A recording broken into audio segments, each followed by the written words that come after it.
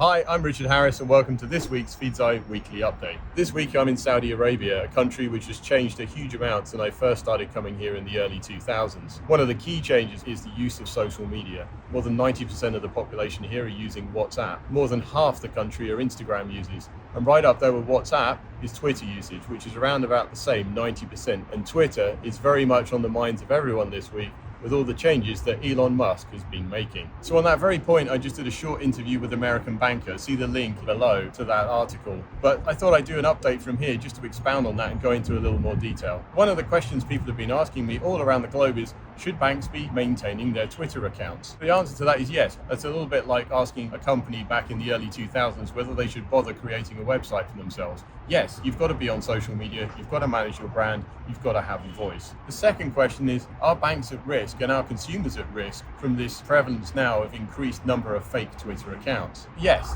they are. There have been and they always will be. Fraudsters are registering thousands of fake accounts every single day on all platforms to trap the unwary, the uneducated, or just the desperate. Social media has now become a platform for automation. It's fraud as a service, and this has become a major criminal issue globally. We saw last week with Eli Lilly in the US that a single rogue tweet can affect the stock price of a major company. But more insidious than this are targeted spear phishing campaigns where fraudsters use social media to target consumers directly to get them to give away their details or trick them into sending them money. If you align those fake Twitter accounts with fake Instagram accounts, fake websites, fake Facebook accounts, then you start to create an environment where a consumer can't even tell what's real anymore. That's what becomes really dangerous here. It's not just about one rogue Twitter account, it's about fraudsters creating an ecosystem to fool consumers. So where does this all lead? Elon's moves are clearly ironic, given that the changes he's made has made it even easier to create fake and bot accounts, something that he worried about quite a lot during the takeover of Twitter. How are Twitter and all the other social media companies going to make it harder for these kind of accounts to be created?